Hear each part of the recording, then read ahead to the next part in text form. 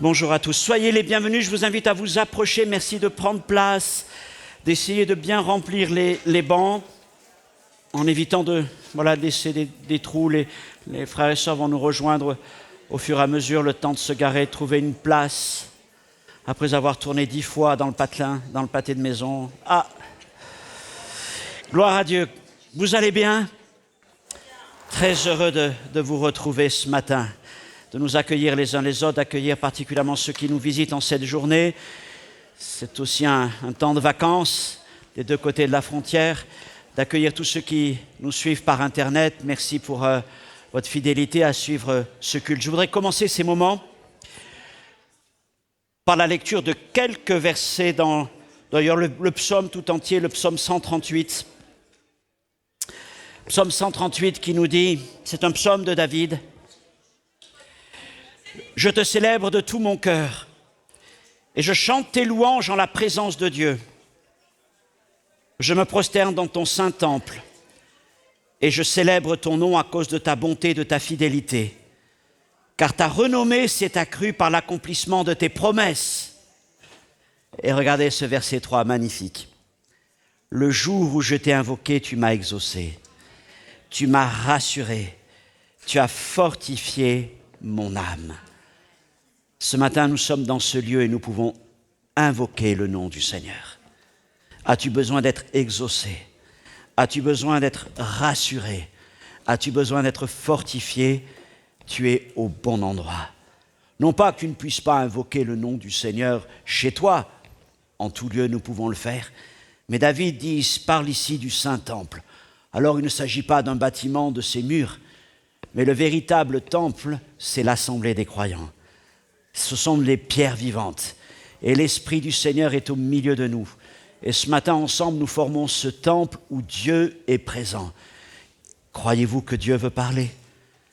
Crois-tu que le Seigneur veut répondre à tes prières?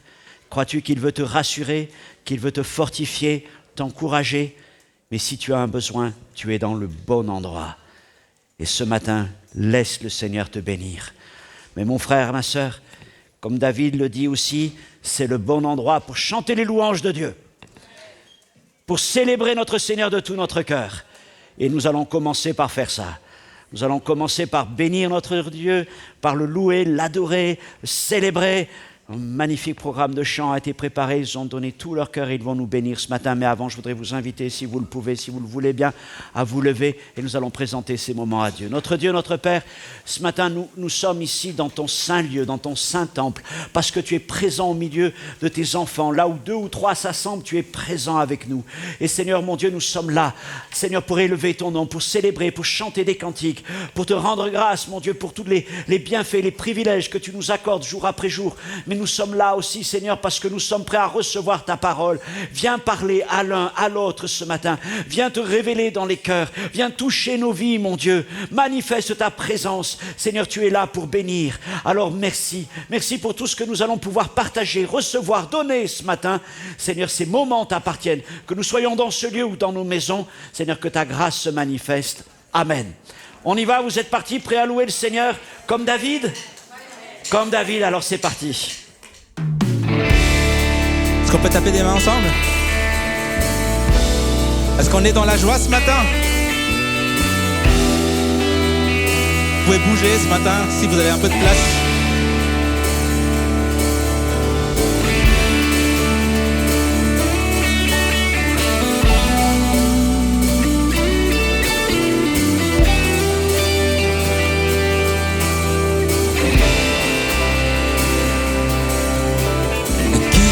Pour que tu sois attentif à moi quand je t'appelle, tu m'entends. Est-il vrai que tu penses tellement à moi, que tu m'aimes?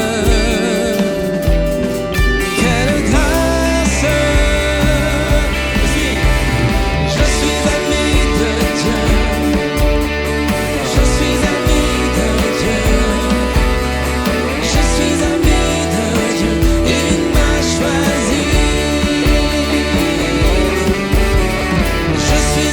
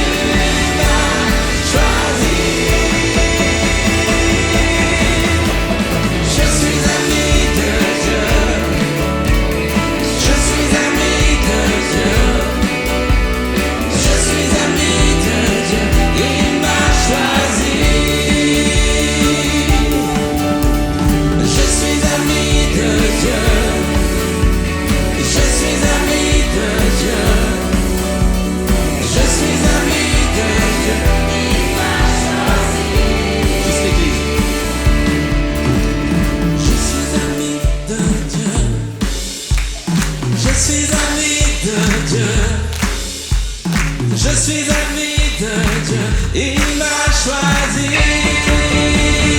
Dernière fois. Je suis ami de Dieu. Je suis ami de Dieu. Je suis ami de Dieu. Il m'a choisi. Il m'a choisi. Il m'a choisi. Il m'a choisi.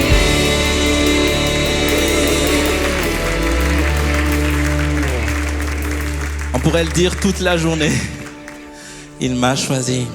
Il nous aime. Il est là ce matin.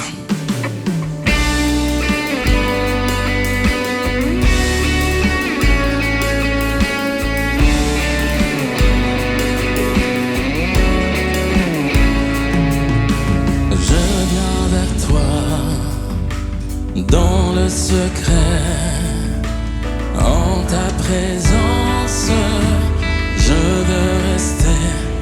Tu es, tu seras toujours là.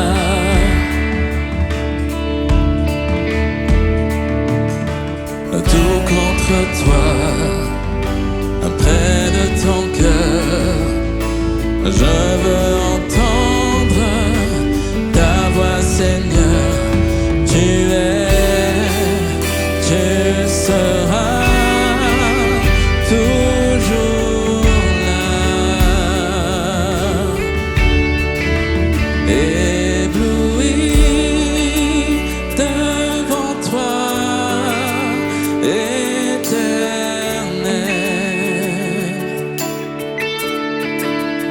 ébahi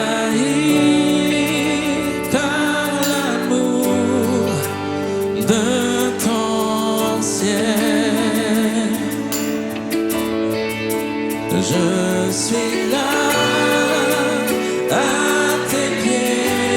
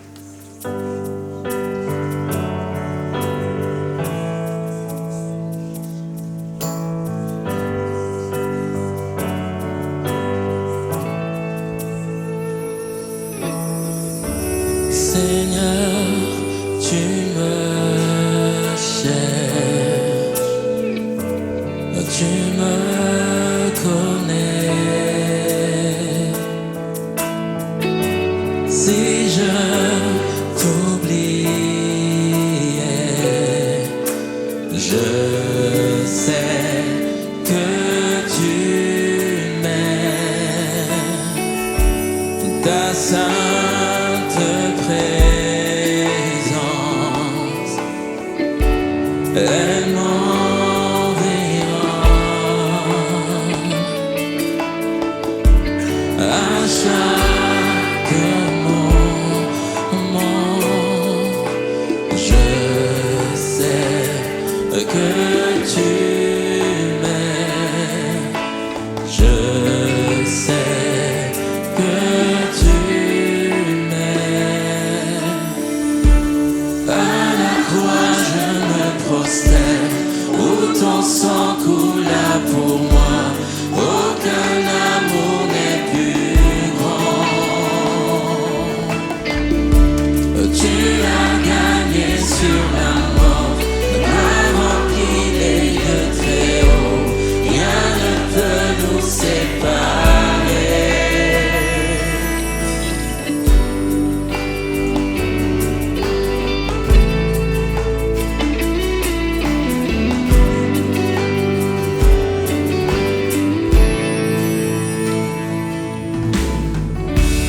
Tu marches devant moi, tu gardes mes pas, ta main me soutient. Je sais que tu m'aimes.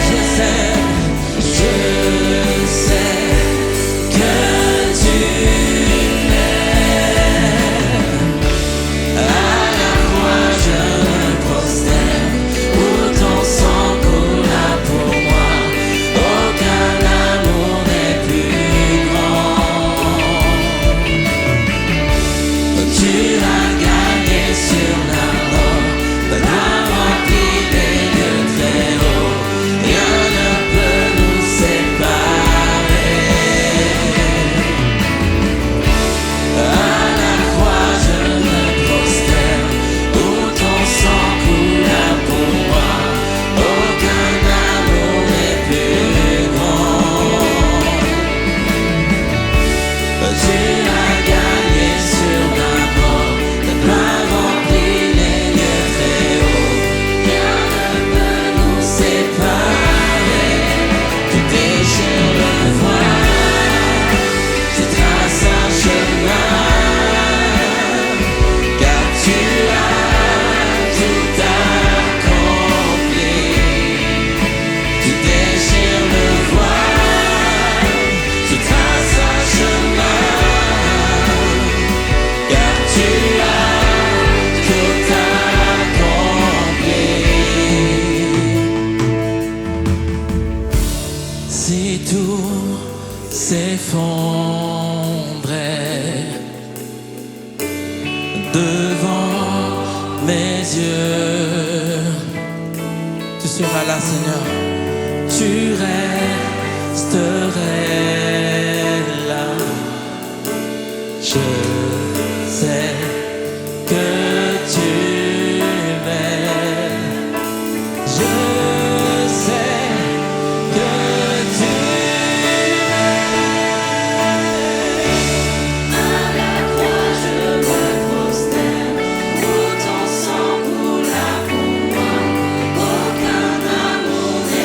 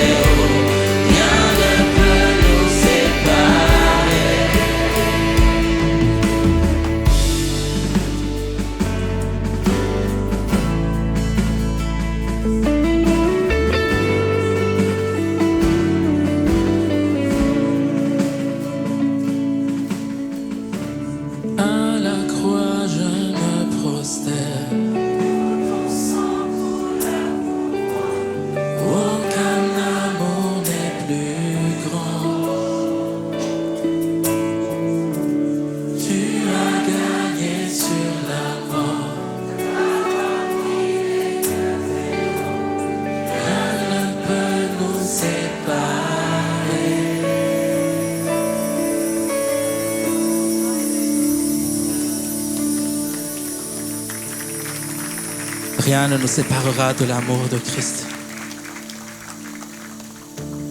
Rien ne nous séparera de l'amour de Dieu manifesté en Jésus-Christ.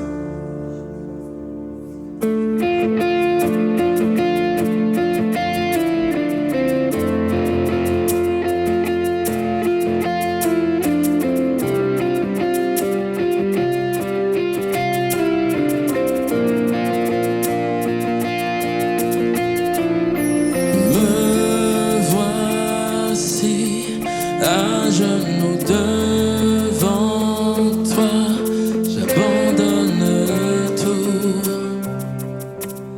J'abandonne tout. Mon seul désir, alors que tu m'attires, c'est d'être avec toi. Être avec toi. Je m'abandonne.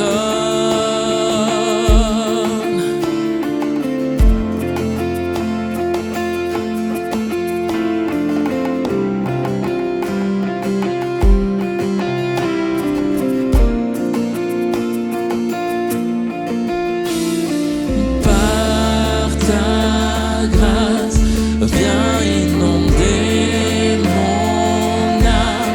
J'ai besoin de toi. J'ai besoin de toi. Les bras ouverts, tu entends ma prière. Parle à mon cœur. Parle à mon cœur. Je m'abandonne. Je m'abandonne. Je veux te connaître plus. Je veux te connaître plus. Je m'abandonne. Je m'abandonne. Je veux te connaître plus. Je veux te connaître plus.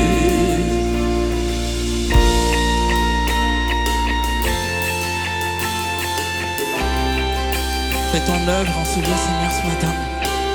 Fais ton œuvre en moi, Seigneur, ce matin. Viens restaurer mon âme. Tel un vent puissant, souffle maintenant. Dieu vient régner, Dieu vient régner en moi. Tel un ouragan, éveille mon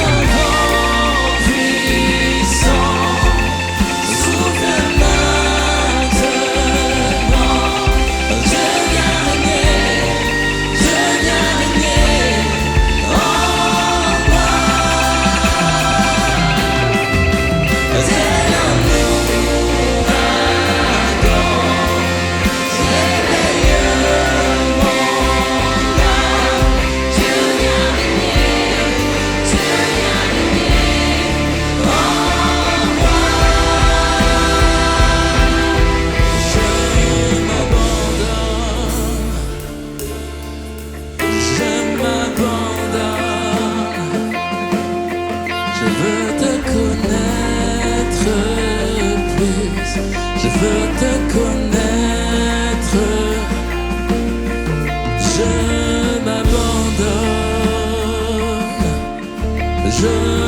m'abandonne, je veux te connaître plus, je veux te connaître plus. Alléluia. Commençons à louer le Seigneur avec nos mots, avec nos cœurs, avec ces paroles qui sont en toi que le Saint-Esprit fait monter. Commençons à lever nos voix vers lui, peut-être à élever nos mains. Seigneur, alléluia. Comme nous l'avons chanté, exprime, le Seigneur cherche tes paroles. Il cherche ton cœur ce matin. Il aime tellement entendre tes louanges, entendre tes actions de grâce. Il les reçoit, il les accueille. Il les garde auprès de lui, elles sont précieuses. Elles sont comme un parfum odorant. Alors n'hésite pas à louer le Seigneur ce matin. Alléluia, que tu sois dans ce lieu chez toi. Seigneur, amen, reçois nos louanges, reçois nos prières. Amen, peuple de Dieu, loue le Seigneur. Il a fait de toi un peuple d'adorateurs en esprit, en vérité. Il a fait de toi un royaume de prêtres. Amen, Seigneur, béni sois-tu, Jésus. Oh, Jésus, Jésus. Jésus.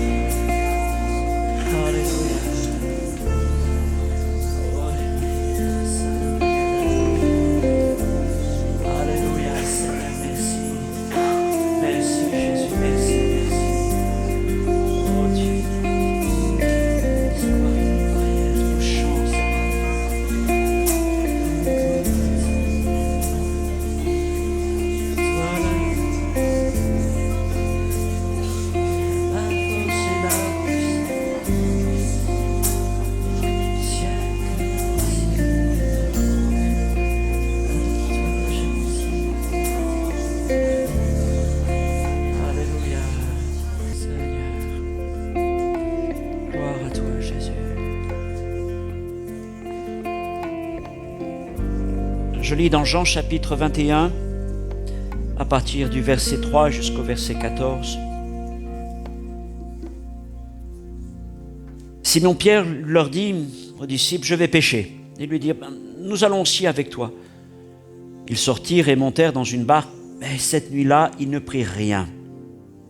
Le matin étant venu, Jésus se trouva sur le rivage, mais les disciples ne savaient pas que c'était Jésus. Et Jésus leur dit, enfants, n'avez-vous rien à manger? Ils lui répondirent non. Il leur dit, jetez le filet du côté droit de la barque et vous trouverez. Ils le jetèrent donc, et ils ne pouvaient plus le retirer à cause de la grande quantité de poissons. Alors le disciple que Jésus aimait dit à Pierre, c'est le Seigneur. Et Simon-Pierre, dès qu'il eut entendu que c'était le Seigneur, mit son vêtement et sa ceinture, car il était nu, se jeta dans la mer. Et les autres disciples vinrent avec la barque, tirant le filet plein de poissons, car il n'était éloigné de terre que d'environ 200 coudées. Lorsqu'il fut descendu à terre, ils virent là des charbons allumés, du poisson dessus et du pain. Jésus leur dit, apportez des poissons que vous venez de prendre. Et Simon-Pierre monta dans la barque et tira à terre le filet plein de 153 grands poissons, et quoi qu'il en eût tant, le filet ne se rompit point. Jésus leur dit, venez, mangez. Et aucun des disciples n'osait lui demander, qui es-tu, sachant que c'était le Seigneur. Et Jésus s'approcha, prit le pain, le rendonna, et il fit de même du poisson. C'était déjà la 3e fois que Jésus se montrait à ses disciples depuis qu'il a été ressuscité des morts. Ce matin, vous trouverez en vidéo un enseignement qui a été enregistré, comme il n'y avait pas d'enregistrement ici la semaine dernière, qui traite tout entier de ce passage. Depuis longtemps, beaucoup ont vu dans ce repas sur la plage une image du repas du Seigneur, de la Sainte Seine. Il y a le pain, il n'y a pas la coupe, mais il y a le poisson, qui est une image aussi de Jésus-Christ. Dans ce texte, dans ce passage, il y a ce que les disciples apportent et ce que Jésus apporte. Ils étaient bredouilles, une nuit sans rien prendre, la fatigue. Le Seigneur arrive, manifeste sa grâce, jette les filets sont pleins à craquer. Alors ils reconnaissent que celui qui a parlé, c'est Jésus. Mais déjà, Jésus sur la plage préparer un repas. Il a préparé un feu, il a mis du poisson dessus, des pains qui sont là. Il n'a pas attendu que les disciples apportent du poisson. Vous relirez bien le texte. Il est dit qu'il y avait déjà du poisson sur le feu avant même que les disciples amènent du poisson. Mais il leur dit apporter du poisson. Ils ont partagé le repas, le poisson que le Seigneur avait certainement mis sur le feu. Je ne sais pas s'ils ont fait griller d'autres poissons. Mais à ce moment-là, ils ont vécu un moment particulier avec le Seigneur. Et c'est un moment aussi pendant lequel Jésus s'est fait connaître à eux, pour la 3e fois depuis qu'il était ressuscité. Mes frères et sœurs, dans la vie de l'Église et dans la célébration du culte, il y a ce que nous apportons. Et nous reconnaissons que les choses dont nous disposons sont celles que Dieu nous accorde. Dans sa grâce, il pourvoit à nos besoins. Et il peut le faire même au-delà de tout ce que nous espérons, demandons. Et nous apportons une portion de ces choses dans nos actions de grâce, dans nos chants, dans nos offrandes, nos dîmes, notre libéralité. Il y a ce que nous apportons au Seigneur dans notre service, dans notre temps. Et nous le faisons non pas comme une obligation, mais pour rendre grâce à celui qui nous a bénis. Et puis il y a ce que Jésus apporte. Il y a ce que Jésus apporte. Et il n'attend pas que nous apportions quelque chose pour apporter quelque chose. Mais il a déjà apporté avant même que nous apportions. Il a déjà dressé une table avant même que nous ayons quelque chose à y mettre dessus. Quel moment merveilleux dans la simplicité d'un matin, d'être là avec le Seigneur sur cette plage pour partager ce repas. Ce matin, c'est ce que nous faisons. Le cadre n'est pas le même, mais le Seigneur est le même. Que vas-tu apporter au Seigneur ce matin? Que vas-tu lui apporter? C'est entre toi et le Seigneur. Mais qu'est-ce que le Seigneur nous apporte? Il nous apporte encore ces éléments que nous tenons, mais bien plus. Mais déjà, à travers ce pain, cette coupe que nous partageons, nous savons qu'il y a là rappeler l'essentiel, c'est-à-dire Jésus lui-même, qui s'est donné tout entier pour nous. Et ce matin, c'est cela, le culte. Nous apportons une part, mais Christ nous donne tout ce qu'il est.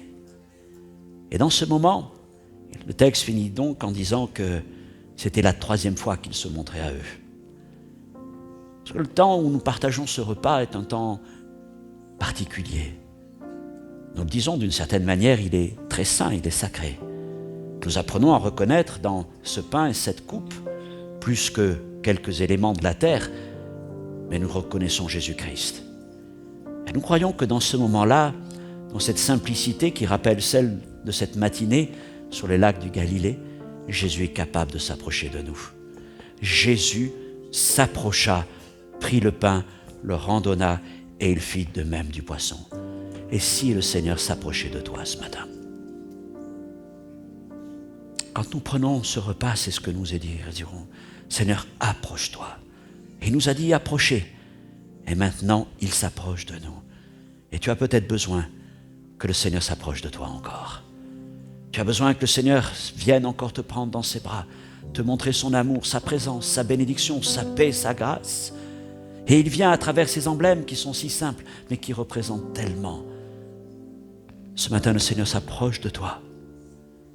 Il vient vers toi, alors que tu t'approches de lui dans ce lieu. Plusieurs, vous êtes peut-être nouveaux au milieu de nous, vous êtes peut-être nouveaux dans l'assemblée, dans une église. Vous pourriez vous dire, mais quelle est ma place dans tout cela? Laisse-moi te dire que Jésus s'approche de toi aussi. Tu n'as peut-être pas la pleine compréhension de tout ce qui est là, mais je veux te dire que là où tu te trouves, c'est un lieu où il s'approche de toi pour te bénir, parce qu'il t'aime, parce qu'il t'aime. Avant même de te dire apporte quelque chose, il te dit viens à moi et je viendrai à toi. Et le Seigneur ce matin veut te faire du bien. Avant de prendre le repas du Seigneur, j'entends les notes qui commencent à tourner derrière. Je n'avais pas envie encore de chanter ce chant pour adorer Dieu. Et nous prendrons le repas du Seigneur tous ensemble ensuite, vous voulez bien? On se laisse porter par ce chant.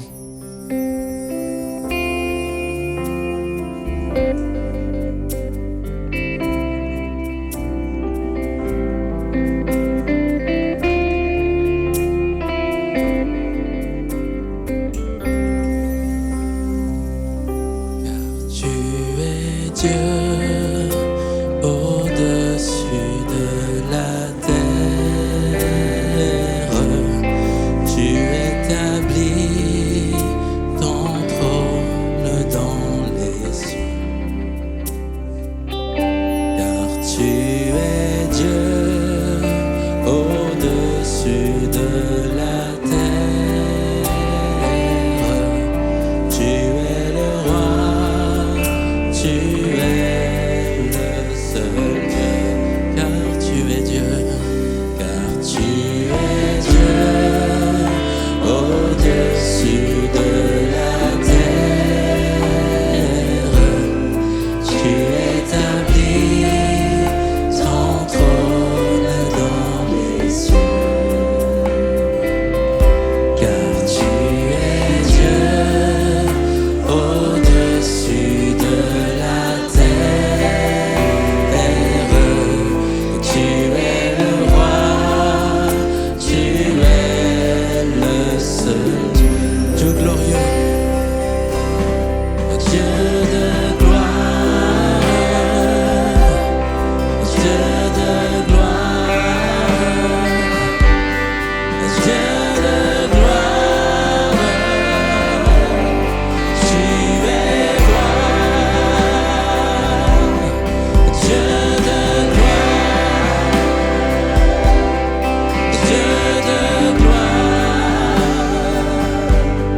Dieu de gloire. Tu es roi, Dieu de gloire, Dieu de gloire, Dieu de gloire, Dieu de gloire. Tu es roi, Dieu de gloire, Dieu de gloire, Dieu de gloire. Tu es roi.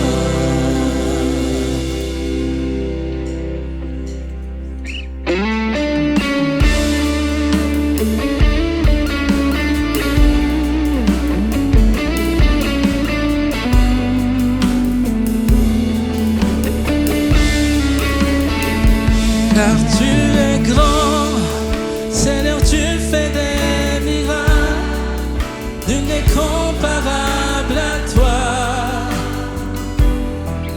Nul n'est comparable à toi, car tu es grand, Seigneur, tu fais des miracles, nul n'est comparable à toi.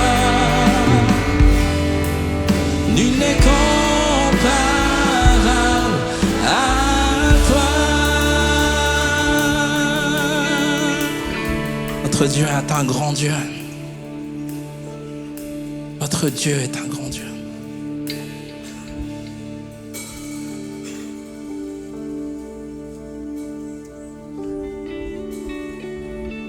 Pense à une situation ce matin et dis que Dieu est grand. Tu peux penser à tes enfants ce matin et tu peux dire que Dieu est grand. Tu peux penser à ton travail ce matin, tu peux dire que Dieu est grand. Tu peux penser à une maladie, quelqu'un qui est malade ou ta propre maladie. Tu peux dire, tu es grand. Car tu es grand, Seigneur, tu fais des miracles. Nul n'est comparable à toi.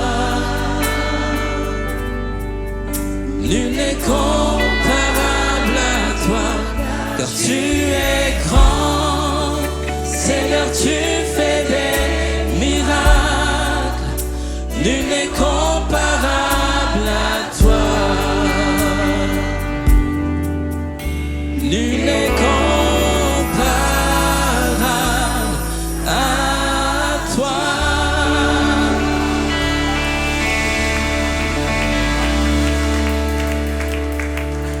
Amen. J'ai encore prié pour le pain et le vin avant qu'on prenne la Sainte Seine. Seigneur, merci pour ton amour, merci pour ton sacrifice pour nous.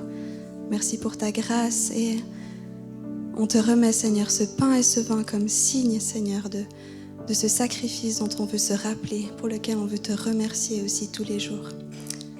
Amen.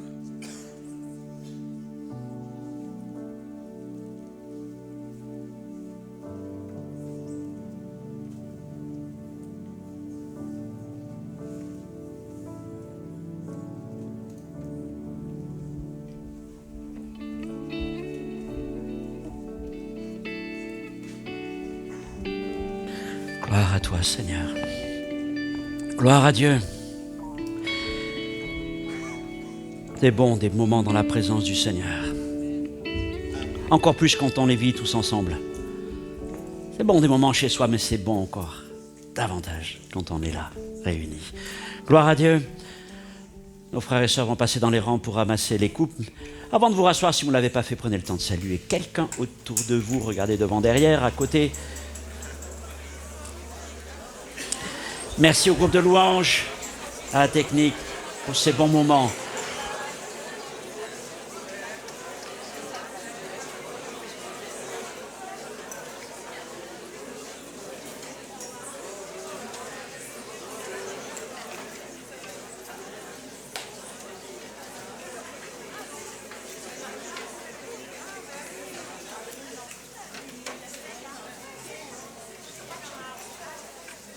Salutations à vous tous, salutations à tous ceux qui nous regardaient en ligne. Je voudrais saluer particulièrement peut-être toutes les personnes qui sont de passage ou pour la première fois au milieu de nous. S'il y a juste, voilà, si vous êtes la première fois au milieu de nous, simplement saluer. On ne va pas vous demander de vous lever, mais simplement, voilà, si vous voulez simplement lever votre main. Je vois des mains qui se lèvent un peu sur le fond, un peu partout. Soyez les bienvenus dans ce lieu. Amen. Il y a quelques semaines maintenant, parce que nous avons eu quelques invités qui se sont enchaînés depuis différents programmes, j'avais prêché, rappelez-vous, un message intitulé « Un don pour chaque jour ». C'était basé sur 1 Corinthiens chapitre 7. Et c'était un premier message sur une série autour des dons. Et ce matin, nous allons avancer dans ce sujet en allant dans la première aux Corinthiens, toujours au chapitre 14, et nous ferons dans quelques instants une lecture du verset 26 jusqu'au verset 33. Je ne vais pas faire une étude systématique sur les dons, je l'ai déjà fait, vous avez ces archives sur le site de la chaîne YouTube de l'Église, et puis je vais préparer aussi des podcasts sur ce sujet. Mais là, je voudrais essayer d'élargir un peu notre vision pour comprendre comment fonctionne l'Église et comment notamment il fonctionne au milieu de l'Assemblée. Avec cette conviction, et c'est le titre de ce message ce matin, c'est que l'Église est le lieu favorable pour l'exercice des dons. Et si nous n'avons pas l'impression qu'elle l'est, alors nous devons travailler à rendre l'Église comme un lieu favorable pour l'exercice des dons. L'Esprit du Seigneur aime se tenir au milieu de l'Assemblée. Il est là au milieu de nous, c'est la promesse de Jésus. Il aime être présent, mais il aime aussi agir. Et il aime parler. Il peut parler par la prédication de la parole, mais il peut parler aussi par les dons spirituels. Il peut parler à travers les uns les autres. Il peut parler par chacun d'entre nous remplis du Saint-Esprit. Les dons spirituels, le fait que nous puissions parler par l'inspiration du Saint-Esprit, ce n'est pas réservé à quelques-uns. Paul dira même, vous pouvez tous prophétiser. Et c'est une grande bénédiction, une grande grâce qui a longtemps été tenue éloignée de l'Église à travers les siècles. Ce n'était pas comme ça au début, mais c'est devenu comme ça ensuite. Et pendant des siècles, eh bien la parole ou l'exercice des dons était l'exclusivité de quelques-uns, notamment des responsables de l'Église. Et puis au début du XXe siècle, en débutant aux États-Unis, mais ça s'est répandu très rapidement dans de nombreux pays, et parfois des pays très surprenants, comme en Arménie, en Inde ou ailleurs, il y a eu ce qu'on appelle la grande effusion du Saint-Esprit, le grand réveil de Pentecôte. Et la Pentecôte est l'accomplissement de la promesse du Seigneur. Dans les derniers jours, je répandrai de mon esprit sur toute chair. Vos fils et vos filles prophétiseront. Vos vieillards auront des songes et vos jeunes gens auront des visions. Et c'est ce qui a commencé à se passer. Et c'était une révolution. Parce que maintenant, voilà que dans l'Église, de simples chrétiens ordonnés dans rien du tout. Ni anciens, ni pasteurs, ni évêques, ni tout ce que vous voulez, mais des chrétiens tout simplement, mais remplis du Saint-Esprit, ont commencé à prophétiser. Et c'est une grande évolution. Dans nos églises, nous en avons l'habitude. Mais il faut comprendre, dans le cadre d'églises historiques, comme c'était le cas beaucoup, eh bien que des chrétiens tout simples, parfois sans éducation. Nous savons qu'aux États-Unis, le réveil a commencé au milieu de communautés noires américaines. Des gens très simples. Et c'est là que l'Esprit s'est manifesté. Et il ne s'est pas contenté d'agir là-bas, mais à travers les nations, Dieu agit. Mais évidemment, disons-le, cette dimension de la vie de l'Esprit, la dimension prophétique, la dimension charismatique, ce n'est pas quelque chose de si simple que ça. Parce que ce n'est pas notre monde. Nous vivons dans un monde avec des dimensions bien définies. Nous vivons dans cette création. Mais le monde spirituel, c'est un autre monde. Mais même dans notre monde, nous avons besoin de règles communes. Ce n'est pas forcément ces règles des carcans, mais c'est vu par certains comme des carcans, mais ça c'est autre chose. Mais ce sont des règles qui nous permettent de vivre ensemble. L'une des plus simples, c'est le code de la route.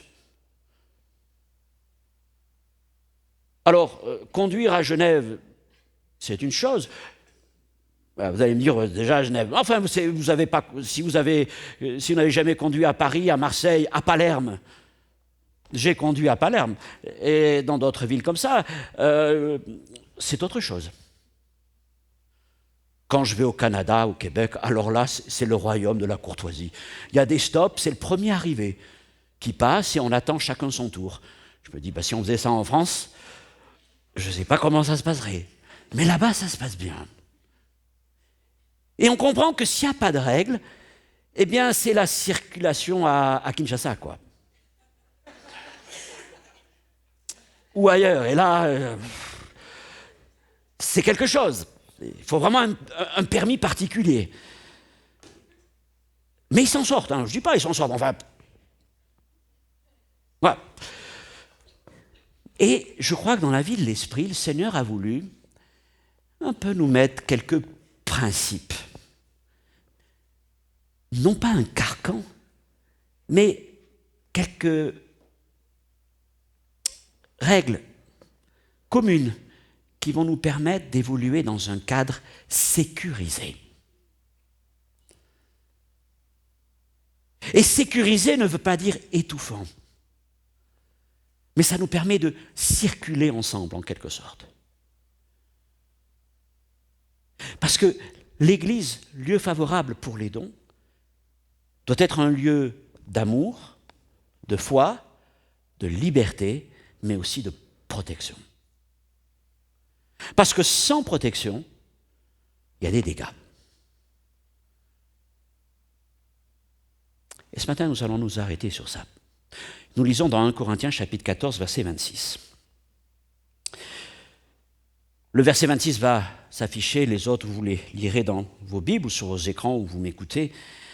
Que faire donc, frères? Lorsque vous vous assemblez, ce que nous avons fait ce matin, les uns ou les autres parmi vous ont-ils un cantique, une instruction, une révélation, une langue, une interprétation? Que tout se fasse pour l'édification. En est-il qui parle en langue? Que 2 ou 3 ou plus parlent, chacun à son tour, et que quelqu'un interprète. S'il n'y a point d'interprète, qu'on se taise dans l'Église et qu'on parle à soi-même et à Dieu. Pour ce qui est des prophètes, que 2 ou 3 parlent, et que les autres jugent, et si un autre qui est assis a une révélation, que le premier se taise. Car vous pouvez tous prophétiser successivement, afin que tous soient instruits, que tous soient exhortés. Les esprits des prophètes sont soumis aux prophètes. Car Dieu n'est pas un Dieu de désordre, mais de paix. Amen. Seigneur, merci de nous permettre encore d'ouvrir ta parole ce matin. Et je prie qu'au-delà de tout ce que tu m'as permis de méditer, de préparer, tu puisses parler d'une manière spontanée. Seigneur, parce que je crois que tu as des paroles particulières pour l'Assemblée, pour quelqu'un au milieu de nous, quelqu'un qui nous regarde, afin d'être encouragé, peut-être afin d'être en partie, s'il le faut, corrigé. Mais Seigneur, en tout cas, mon Dieu, pour nous permettre vraiment de parler selon la grâce que tu nous communiques. Seigneur, bénis encore ce moment dans le nom de Jésus-Christ. Amen. Après un siècle de réveil de Pentecôte, dont je parlais il y a quelque temps, on va dire que le bilan un peu particulier. Il y a des églises qui n'ont pas du tout voulu adhérer et qui ont pris la décision que les dons spirituels, c'est fini. C'était pour le temps des apôtres, on appelle ça le cessationnisme. Bon, c'est fini. Nous ne croyons pas cela. Il y a d'autres églises, de notre côté, qui ont vraiment presque parfois une recherche frénétique de tout ce qui est spirituel. Et s'il n'y a pas quelque chose qui dépasse l'entendement ou quelque chose d'incontrôlé, c'est qu'il n'y a pas la présence de l'Esprit. Maintenant, il y a beaucoup d'églises où il y a une vie édifiante, encourageante, vraiment belle vie de l'Esprit dans de nombreuses assemblées. Mais ce que je remarque dans beaucoup d'églises, et la nôtre n'en est pas exempte, c'est parfois des situations mitigées. Certains vont dire oui, d'autres vont dire si ça vient, bon, ça vient, si ça vient pas, c'est pas grave.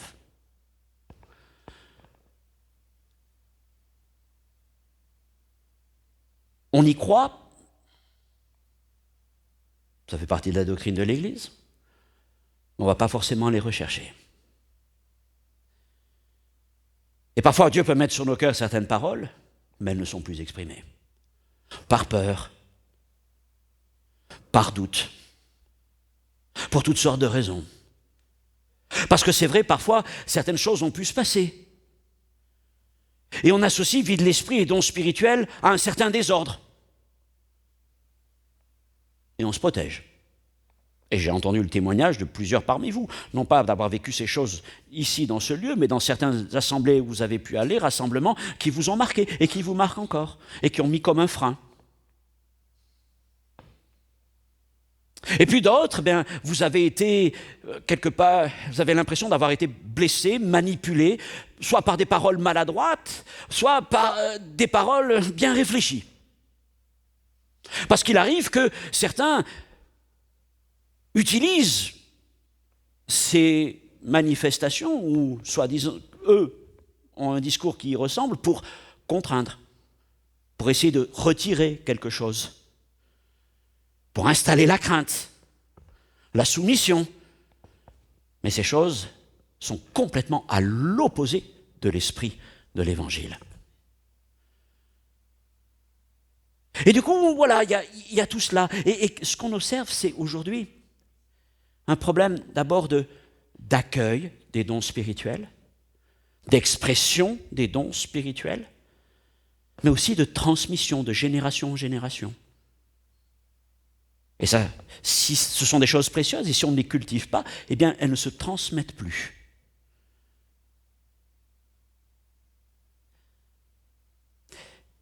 Je prends cette image. Quand Samuel était tout petit, dans le premier livre de Samuel, chapitre 3, il dit que les visions étaient peu fréquentes et la parole de Dieu était rare. Samuel est venu. Et à partir de Samuel, quand Samuel a grandi, quand Dieu a fait de Samuel ce prophète, il l'a élevé comme prophète, il est écrit que plus aucune des paroles ne tombait à terre. Mes frères et sœurs, et là je parle pour notre assemblée, si Dieu nous donnait la capacité spirituelle de voir ces paroles, je peux vous dire que le sol en est couvert. De paroles qui sont tombées à terre, mais qui ne sont pas tombées dans les cœurs. De paroles que nous n'avons pas exprimées, de paroles que nous avons gardées, que nous avons enfouies, pour toutes sortes de raisons. Des paroles de consolation, et certains n'ont pas été consolés. De paroles d'encouragement, et certains n'ont pas été encouragés. De paroles de guérison, et certains n'ont pas été guéris. De paroles d'édification, et certains n'ont pas été édifiés. Ce n'est pas un problème que Dieu nous donnerait plus, c'est un problème que nous ne parlons plus. Parce qu'évidemment, le culte tel que nous le pratiquons et nous avons l'aspiration de le pratiquer est exigeant. Je vais vous dire, c'est beaucoup plus facile de venir, et ça arrive de plus en plus, même dans des assemblées se disant pentecôtistes ou pentecôtisantes ou charismatiques, on vient au culte et on prend tout ce qui vient de l'estrade. Et on prend ce qui vient de l'estrade. C'est un mouvement à sens unique. Ça descend. Et on suit ce qui se passe. Et je veux dire, c'est un bond en arrière de plusieurs siècles. On retourne au b.a.-ba de la religion, de la foi. Mais le culte tel que nous avons l'aspiration de le vivre est un culte exigeant parce qu'il attend de nous, de chacun d'entre nous, une participation. Nous sommes des prêtres. Il ne s'agit pas simplement de murmurer de quelques paroles de chant, mais aussi d'élever nos louanges, nos actions de grâce. Et ça demande du courage que de le faire dans l'assemblée. Mais nous sommes appelés aussi à être dans la maison du Seigneur des prophètes. Vous pouvez tous prophétiser, il est écrit. Et là, c'est encore plus exigeant. Parce que se lever dans l'assemblée pour commencer à parler de la part du Seigneur, à dire les paroles qu'il a mises sur nos cœurs, ça demande encore plus de courage, d'audace. Et parfois, on a l'impression, c'est vrai, d'être... comment on va me juger? Comment est-ce que je vais dire des bêtises? Et ceci, cela. Et il peut y avoir, des fois, on va le voir dans les églises, des climats qui ne favorisent pas. Alors, que devons-nous faire? Eh bien, c'est ce qu'on va voir ce matin. Nous garder des dérives et construire un lieu qui soit favorable à l'exercice des dons. Et nous allons voir tout ce que cela veut dire. Premièrement, je le crois, les dons font partie de la vie de l'Église. Dans la Bible, les dons spirituels ne sont jamais présentés comme une option. La prophétie, la parole de connaissance et tous ces dons, je ne vais pas rentrer dans la liste ce matin, vous la retrouvez dans Corinthiens 12. Ils font partie intégrante de la vie de l'Église locale, du culte de l'assemblée. Dans les actes et dans les épîtres, les dons apparaissent comme une manière normale pour Dieu d'agir et de parler au milieu de son peuple. Dieu parle par sa parole et Dieu parle aussi par les dons spirituels pour appuyer la prédication de la parole. Regardons ce texte dans une épître qui est vraiment une des épîtres les plus sérieuses, une des plus belles épîtres du Nouveau Testament, une épître vraiment qui glorifie le Seigneur Jésus-Christ, c'est l'épître aux Hébreux. Il y a rien de qu'est-ce que je vais dire, d'extravagant dans l'épître aux Hébreux. Vous voyez ce que je veux dire, hein? C'est doctrinal, hein? C'est solide. Eh bien, l'auteur de l'Épître aux Hébreux dit au chapitre 2, verset 4, « Dieu a appuyé leur témoignage, le témoignage des apôtres et des disciples, par des signes, des prodiges et divers miracles, et par les dons du Saint-Esprit distribués selon sa volonté. » Donc l'auteur, l'apôtre qui écrit cette lettre, reconnaît l'action du Saint-Esprit à travers les dons spirituels au sein de l'Église. Les dons ne sont pas là pour remplacer la prédication, ils ne sont pas là pour prendre la place de l'Écriture, de la parole de Dieu, mais ils en sont le prolongement vivant au milieu de l'assemblée. Et comprenons-le, les dons ne sont pas donnés pour produire du spectacle. Ils ne sont pas là pour impressionner. Alors c'est vrai que dans certains milieux, il y a une sorte de mise en scène. Et vous avez le prophète qui arrive avec un costume blanc ou bleu à paillettes, avec une Rolex presque à chaque poignet, et va commencer à prophétiser, et tout le monde est dans la crainte. Oh, mais nous sommes à des années-lumière, à l'opposé complet de ce que la Bible nous enseigne dans le Nouveau Testament. Je vais le dire clairement, le temps d'Élie, le temps de Jérémie, le temps des prophètes des nations, c'est fini. En Jésus-Christ, nous sommes entrés dans une autre réalité. Oui, il y a des ministères de prophètes, mais ça c'est une autre question. Mais nous sommes tous appelés, remplis du Saint-Esprit, à prophétiser sous l'inspiration de notre Seigneur.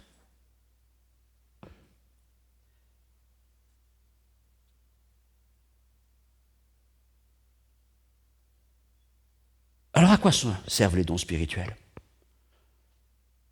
Il y a la prédication, ça pourrait suffire.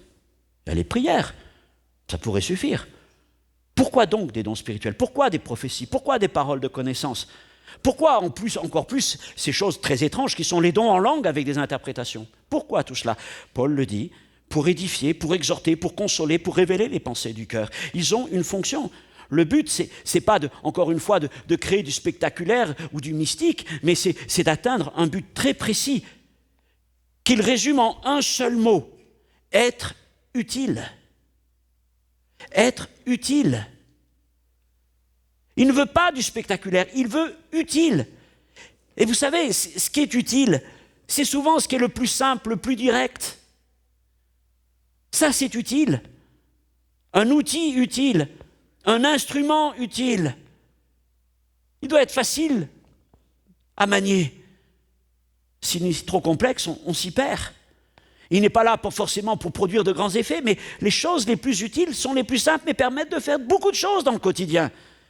Et c'est ça le but des dons spirituels.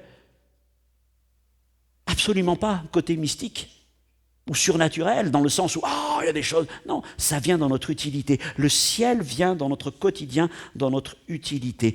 Les dons spirituels sont accordés pour le bien commun. Ils ne sont pas là pour exercer un certain pouvoir. Oui, on le reconnaît, certains ont utilisé la prophétie, les dons spirituels pour prendre du pouvoir, de l'autorité sur les gens, mais c'est absolument pas ça. Dans les enseignements des apôtres, c'est pour être au service les uns des autres. Et nous croyons toujours que l'Église a besoin des dons spirituels.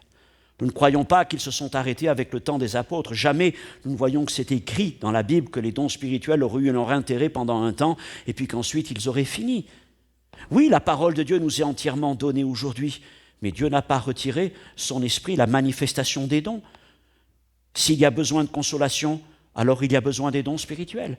S'il y a besoin d'encouragement au milieu de nous, alors il y a besoin des dons spirituels. S'il y a besoin d'être édifié, s'il y a besoin que les pensées des cœurs soient révélées, et nous croyons que toutes ces choses demeurent encore, parce que l'homme reste le même, la femme reste le même, les besoins sont là, eh bien les dons spirituels trouvent encore leur place au sein de l'Église. Encore une fois, le problème n'est pas que Dieu ne donne plus, mais le problème est au milieu de nous, dans notre rapport avec les dons, avec la vie spirituelle, charismatique, la présence du Saint-Esprit au sein de l'Assemblée.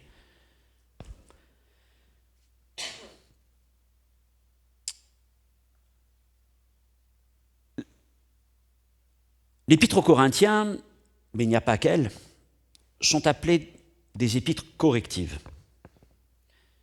C'est-à-dire que Paul les écrit avec le désir de préciser les choses, parfois de corriger, non pas de châtier, ça peut arriver à certains endroits, mais surtout de corriger, de clarifier certaines choses, et notamment aussi au niveau des dons spirituels. Parce qu'il nous montre que la vie de l'esprit, si elle n'est pas bien comprise, peut amener à des dérives. Et il va identifier 2 dérives à éviter. 2 dérives à éviter, 2 extrêmes, tout aussi dommageables l'un que l'autre. Le premier, c'est l'exemple de Corinthe. L'église de Corinthe, c'est l'excès sans cadre. Corinthe, c'est une très belle église. Paul dit, vous avez reçu tous les dons. Il y a tous les dons. Toutes les grâces de Dieu se manifestent au milieu de cette assemblée. Son problème, ce n'est pas un manque. Je dirais que ce n'est pas forcément même un excès, mais c'est une mauvaise gestion de ce que Dieu leur donne. Et on rentre à Corinthe dans une église où finalement chacun est en compétition avec l'autre pour produire le plus d'effets surnaturels, qui va avoir la plus longue prophétie, qui va avoir le plus grand parler en langue, et ceci et cela, et on ne s'entend plus, et c'est une grande confusion. En fait, le problème à Corinthe, c'est que ça fait beaucoup de bruit pour rien. Peut-être vous êtes-vous déjà retrouvé dans ce genre d'endroit où ça fait beaucoup de bruit, mais au fin, ça ne sert à rien, parce que personne n'entend rien, parce qu'on ne s'écoute plus les uns les autres, mais le principal, je vais vous dire, c'est que j'ai parlé. Si j'ai parlé, alors c'est bon. Seigneur, merci, parce qu'aujourd'hui j'ai parlé, j'ai prophétisé. Mais c'est pas ça. Là, ça sert à rien. C'est pas utile. Parce que le but, c'est pas le fait que tu parles. Le but, c'est que celui qui est quelqu'un qui entende ce que tu dises. Et s'il n'entend pas, autant que tu restes muet, vraiment ça sert à rien. Alors Paul ne reproche pas aux Corinthiens d'aspirer aux dons spirituels, d'aspirer au miraculeux, d'aspirer à ces choses qui sont glorieuses. Il ne leur dit pas d'arrêter de prophétiser, ni de cesser de parler en langue. Au contraire, il leur dit n'empêchez pas de parler en langue. Mais il rajoute que tout se fasse avec bienséance, avec ordre. Qu'on attende que l'un ait fini de prophétiser pour qu'un autre le fasse, et qu'il y en a un qui prophétise, qui se rappelle qu'il y en a d'autres qui ont peut-être des choses à apporter, et qu'il s'assoit, et ainsi de suite, et de veiller à cela. Le problème de Corinthe, ce n'est pas l'excès de spiritualité, mais c'est l'absence d'un environnement spirituel sécurisé, protecteur.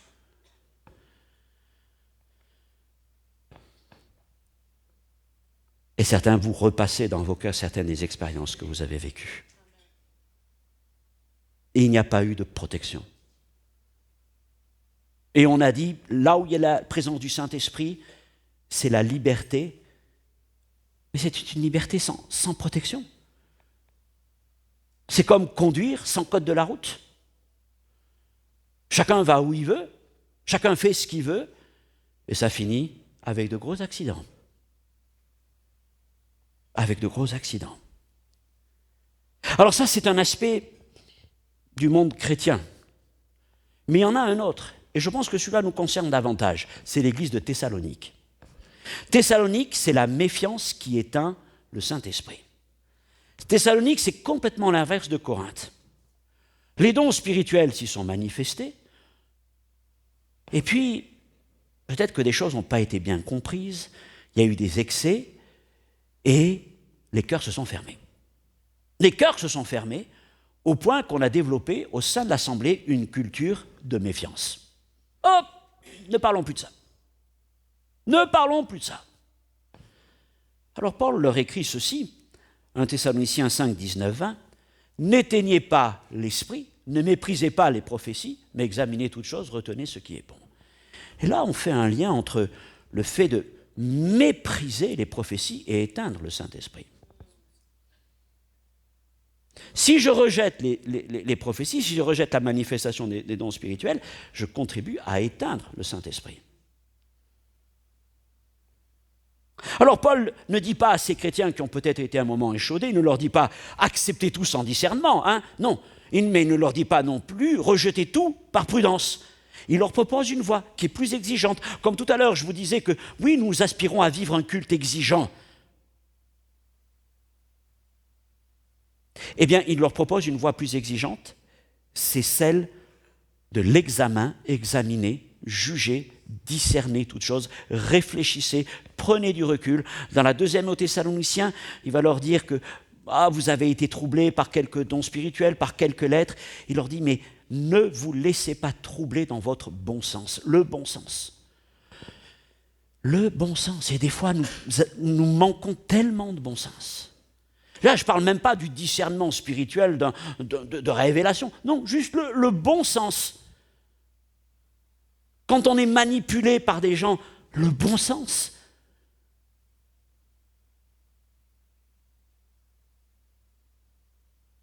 Quand je viens d'entendre cette semaine que dans certaines églises, on va jusqu'à réclamer les bourses des étudiants pour les amener en offrande au pasteur, mais je me dis, mais c'est quoi ces trucs? Mais c'est le bon sens. Et vous voyez les gens, le prophète, l'apôtre. Mais où est donc le bon sens? Est-ce que c'est la manière de faire de Jésus? Lui qui a pris soin de l'orphelin, du pauvre, je dirais de l'étudiant. Mais c'est du vol. Du vol par crainte, par soumission. Que Dieu nous garde de ce genre de choses. Mais le bon sens, ayez du bon sens, mes frères et sœurs. Lorsqu'on cherche à vous forcer dans des choses, ayez du bon sens, tout simplement. Vous avez la connaissance de la parole de Dieu. N'ayez pas peur. Réfléchissez. Dieu vous a renouvelé dans votre intelligence. Affirmez la parole, vivez la parole, tout simplement. Alors retenez ceci. On va afficher la diapo qui vient après. L'extravagance détruit la crédibilité.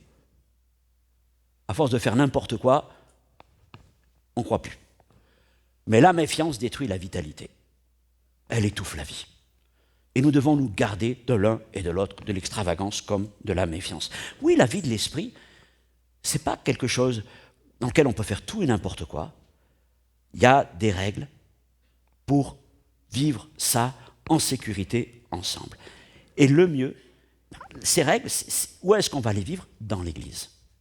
Dans l'Église. L'Église est le lieu idéal, troisièmement, pour l'exercice des dons. Merci. Premièrement, parce que l'Église est le temple du Saint-Esprit. Là où 2 ou 3 sont assemblés en son nom, l'Esprit du Seigneur est présent au milieu. Nous portons l'Esprit du Seigneur en nous, il vit avec nous chaque instant de chaque jour. Mais lorsque nous sommes rassemblés, notre rassemblement prend une autre dimension concernant la présence du Saint-Esprit. Vous le croyez? Alléluia. Et Paul dit aussi ceci, c'est au milieu de l'assemblée que Dieu a distribué et établi les ministères et les dons. 1 Corinthiens chapitre 12, verset 28. Et Dieu a établi dans l'Église, je l'ai mis, dans l'Église, dans l'assemblée, premièrement des apôtres, des prophètes, des docteurs, ensuite ceux qui ont le don des miracles, puis ceux qui ont le don de guérir, de secourir, de gouverner, de parler diverses langues. Donc Dieu a donné et établi les dons dans l'Église. D'abord dans l'Église. Ça peut être la grande assemblée, ça peut être nos réunions de ministère, ça peut être notre réunion de groupe, nos réunions de département, peu importe. Mais au sein d'une assemblée. Pas en dehors. Pas pour être des électrons libres qui se sont détachés du noyau, mais ensemble, nous tournons, nous réunissons, nous formons quelque chose ensemble, ce corps de Jésus-Christ. L'Église doit être un lieu protégé. D'abord, c'est le lieu où la parole est enseignée. C'est le lieu où des responsables spirituels veillent. Des pasteurs, des anciens. Nous veillons. C'est notre responsabilité. C'est un lieu aussi où nous exerçons un examen commun. Nous écoutons et nous examinons ce qui est dit. Je vous ai parlé de deux églises qui sont un peu des églises qui ont dû être corrigées, mais je voudrais vous parler aussi d'une autre église qui nous montre l'exemple à suivre. C'est celle de l'église d'Antioche, dans Acte 13. Dans cette église, il y avait des prophètes, il y avait des docteurs, ils ne savaient pas, mais il y avait même des apôtres. Et voilà que ces hommes sont réunis pour jeûner, prier, servir le Seigneur. Ils recherchent la présence de Dieu, la présence du Saint-Esprit, et le Saint-Esprit va parler. Acte 13, verset 2, « Mettez-moi à part Barnabas et Saul pour l'œuvre à laquelle je les ai appelés. » Belle parole, grande parole, magnifique parole. J'ai dit, elle était recherchée, elle a été reçue, elle a été exprimée. Mais ce que nous voyons aussi dans la suite du verset, en quelque sorte, c'est qu'elle a été examinée et approuvée. Après avoir jeûné, ils leur imposèrent les mains, jeûné et prié, ils leur imposèrent les mains et les laissèrent partir. Et dans ce temps de jeûne et de prière, ils ont réfléchi. Ils savaient que cette parole était très importante. Le ministère de deux hommes en dépendait, l'avenir de l'Église en dépendait, et ils ont pris le temps d'examiner la parole du Seigneur. Et l'examen des paroles fait partie de notre devoir, de notre responsabilité dans l'Église. Nous ne sommes pas là pour recevoir sans filtre, mais nous sommes là, je dirais, avant même de laisser... non, on écoute. On écoute. Voilà ce que Paul écrit dans 1 Corinthiens 14, 29. Pour ce qui est des prophètes, que 2 ou 3 parlent, que les autres jugent. On a lu Thessaloniciens, mais examinez toutes choses, retenez ce qui est bon. Alors juger, examiner, c'est pas mettre des notes, on n'est pas à la Star Academy, on n'est pas là pour faire passer un jury aux personnes qui parlent, mais on est là pour écouter, discerner, examiner. Est-ce en rapport, est-ce conforme à la parole de Dieu? Et ce qui est intéressant, c'est que Paul nous dit examinez toutes choses et retenez ce qui est bon. Alors ça, c'est contraire, vraiment contraire à nos habitudes. Parce que généralement, on va retenir ce qui ne va pas. Et surtout, des fois, on se plaît à aller chercher la petite chose qui ne va pas, en oubliant tout le reste. Paul nous invite à être des hommes, des femmes spirituels, à retenir ce qui est bon, ce qui est moins bon, on le laisse de côté. Il le dit lui-même, nous prophétisons tous en partie. Ça veut dire qu'il se met dans ce lot. Je me mets dans ce lot, je prophétise en partie. Nous prophétisons en partie tous. Qu'est-ce que ça veut dire? Bien que nous ne prophétisons jamais d'une manière parfaite. Il y a toujours une part de nous, de nos émotions, de nos réflexions, parce que c'est jamais simple. Et donc, nous examinons, nous écoutons. Bon, il y a des choses que nous laissons. Peut-être nous sentons que c'est pas parce qu'on en rajoute un peu. Bon, ok, voilà. Mais l'essentiel, c'est de retenir ce qui nous fait du bien. Ce qui vient vraiment du Seigneur, parce que le reste, on bénit le frère et la sœur. Et moi, alors, je vais être clair. Dans cette église, je n'ai interdit qu'une fois à une personne de prophétiser. Elle est venue me voir, c'était, je ne sais pas, je crois que c'était quelque temps après les événements en Israël d'octobre 23, et il me dit, j'ai reçu une parole du Seigneur, Israël va trouver la paix, ses ennemis vont être vaincus, je crois que c'était avant la fin 24. Je lui ai dit, non, vous ne prophétisez pas ça. Je ne veux pas. Je ne vous laisse pas la place pour ça. Parce que là, il n'y avait rien du Seigneur. Il n'y avait rien du Seigneur. Après, on vous demande de venir sur le devant et on vous demande de partager vos pensées.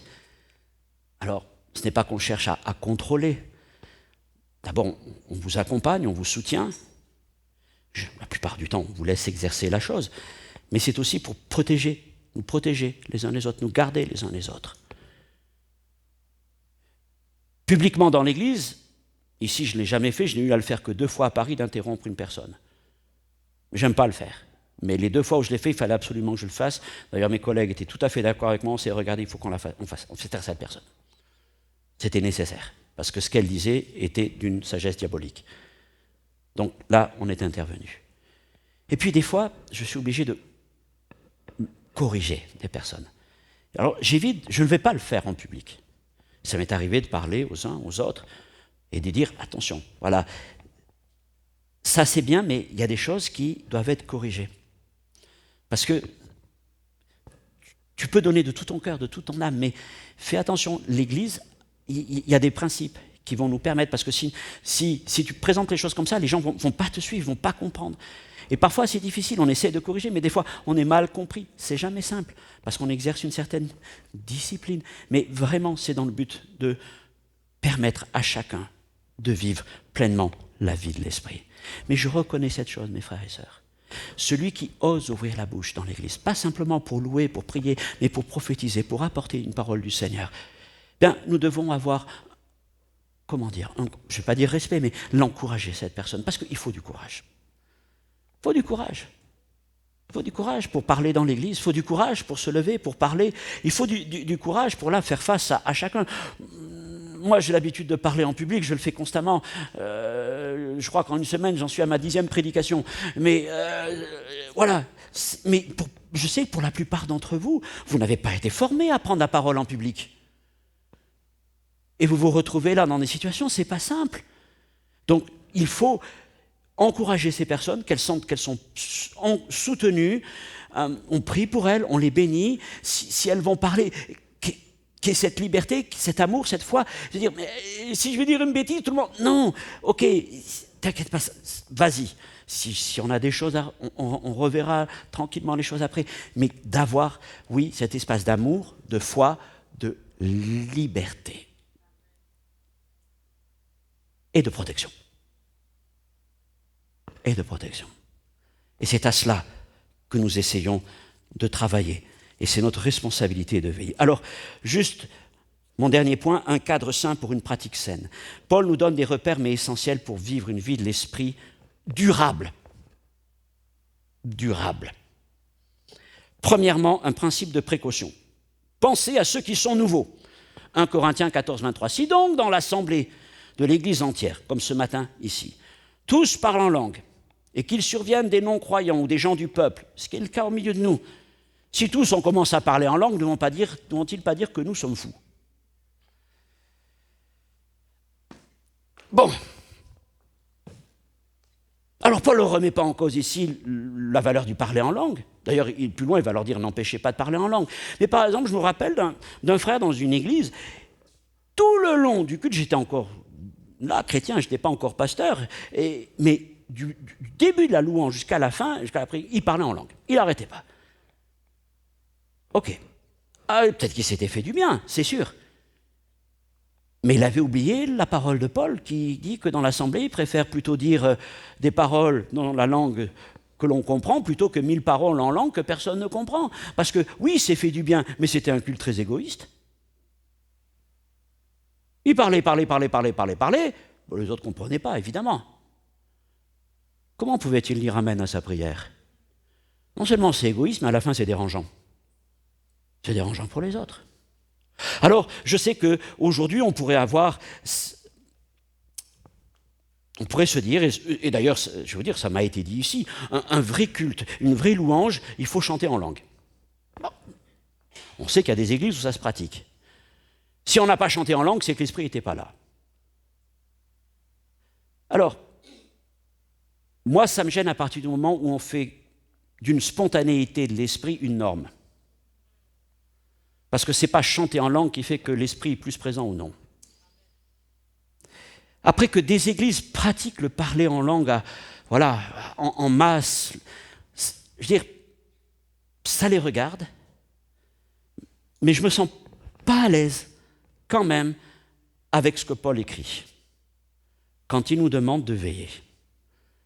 Voilà. C'est pour ça qu'on peut parfois parler en langue, mais on ne le fait pas d'une manière systématique à tous les cultes et pendant tout le culte. Maintenant, quand nous sommes réunis en ministère, en groupe de maison, qu'on est entre nous, alors là, allons-y.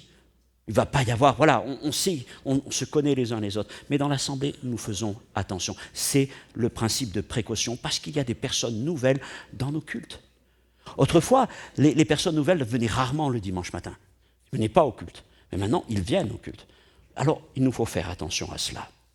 Est-ce que ce que je m'apprête à dire, à faire, va édifier ou apporter un certain trouble? Deuxième principe, le principe de responsabilité. Paul affirme une vérité qui est souvent oubliée. On connaît ce verset, les esprits des prophètes sont soumis aux prophètes, 1 Corinthiens 14, 32. Ce qui veut dire que nous ne pouvons pas dire « Ah, je n'ai pas pu me retenir. Ah, l'Esprit m'a forcé à dire cela. » Non, nous sommes responsables de ce que nous disons et de la manière dont nous le disons. Nous sommes responsables. On ne peut pas se défausser sur le Saint-Esprit, ce n'est pas possible. Et Paul nous donne donc cet impératif que tout se fasse avec bienséance, avec ordre, parce que notre Dieu est un Dieu de paix, et le Dieu de paix, le Dieu du shalom, le shalom, c'est l'ordre, c'est la création, c'est l'ordre, c'est le bon respect des choses. Dieu n'est pas un Dieu de confusion. Nous avons cet exemple dans le premier livre de Samuel, où à un moment, Saül, à la poursuite, Saül allant à la montagne où se trouvent les prophètes, va commencer à prophétiser, et puis ça va finir comment? Il se roule par terre, dénudé devant tout le monde. Alors, on n'en arrive pas à des situations comme ça, mais il y a des endroits où il y a des choses qui se sont passées et qui étaient proches de ce que Saül a vécu. Et ça laisse du trouble. Ça laisse beaucoup de trouble. Parce qu'on évolue dans un monde spirituel où on peut très vite être emporté par toutes sortes de choses. Et donc, il nous faut rester en phase avec les enseignements de la parole de Dieu. Un principe de responsabilité. Responsabilité de la forme. Quand on prophétise, quand on parle, quand on prie en langue, il peut y avoir beaucoup d'émotions. Et parfois, les émotions débordent. C'est OK. On ne peut pas être froid et apporter la parole du Seigneur. Voilà, Dieu te dit, oh là, non. Mais parfois, les émotions sont là et c'est bien, elles s'expriment. Mais ce n'est pas carte blanche. On est là quand même pour veiller. On ne se laisse pas emporter ni d'une manière excessive, ni de cris dramatiques, ni de comportements déplacés. Alors, à chaque fois, je dis aussi ça, mes frères et sœurs. Vous le savez, c'est ma position. Je cherche à choquer personne. À chaque fois, je le dis pour ramener à réfléchir. Je me garde toujours de prophétiser à la première personne du singulier.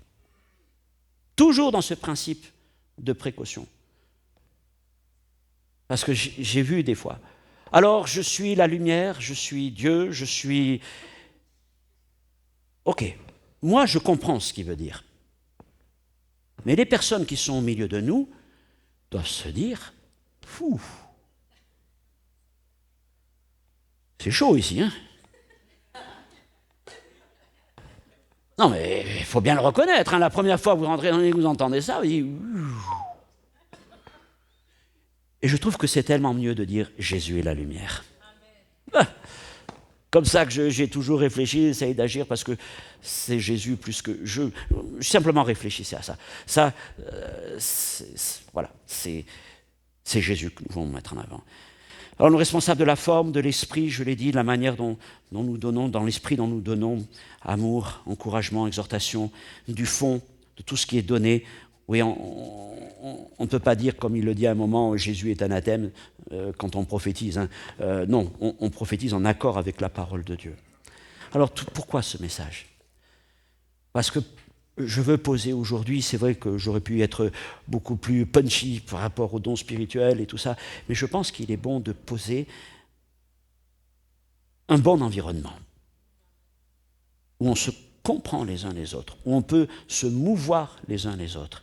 Un espace, c'est dans lequel on va pouvoir rechercher les dons spirituels, la vie de l'esprit, on va pouvoir les accueillir, les dire, sans avoir crainte d'être jugé, dans le sens où condamné, censuré. Et en même temps, on est dans un lieu où on va pouvoir entendre la parole du Seigneur, laisser l'Esprit de Dieu agir, en se disant, nous sommes gardés, nous sommes protégés. Il y a des anciens, des pasteurs qui veillent sur ce qui se passe, et nous avons le droit aussi de juger les uns les autres. Je vous dis cette chose, c'est juste une pensée que j'ai. Je n'accepte jamais qu'une personne vienne me voir, ou vienne voir quelqu'un, avec une parole de Dieu sans qu'il y ait la possibilité qu'une autre personne soit là pour écouter. Parce qu'il faut toujours qu'il y ait 2 ou 3 personnes qui jugent. Les autres jugent, d'autres parlent et des autres jugent. S'il n'y a personne pour juger, pour examiner, alors c'est un moyen de prendre une emprise sur une personne. Mais il faut toujours qu'il y ait une tierce partie pour écouter et pour dire après, ok, le mieux, c'est que si quelqu'un vient vous dire « j'ai une parole de Dieu pour toi, j'ai une révélation », allons voir un ancien. Il y en a suffisamment dans l'Église, des frères, des sœurs qui ont cette expérience, vous connaissez. Allons voir, on va parler, hein, et on verra si... Parce que ce n'est pas que vous refusez, ce n'est pas que vous êtes méfiant, mais vous exercez vos droits tels que la parole de Dieu le dit. C'est un cadre sain, un cadre où on veut éviter les blessures inutiles, mais dans lequel on veut s'encourager, s'édifier, dans cette liberté. Nous avons vécu ce matin la liberté de l'Esprit au milieu de nous, dans la louange et l'adoration. On veut le vivre de plus en plus dans les dons spirituels. Mais dans la louange et l'adoration, nous apprenons, nous sommes ensemble, nous sommes de plusieurs origines ethniques et tout ça, nous apprenons à vivre, à nous respecter les uns les autres. Oui, certains au milieu de nous, vous avez l'habitude d'avoir une louange certainement beaucoup plus, je vais dire, exprimée, manifestée, et d'autres une louange beaucoup plus retenue. Mais nous ne disons pas que l'un est moins spirituel que l'autre, mais nous apprenons tous ensemble à vivre, à nous retrouver pour nous encourager, nous faire du bien d'une manière durable.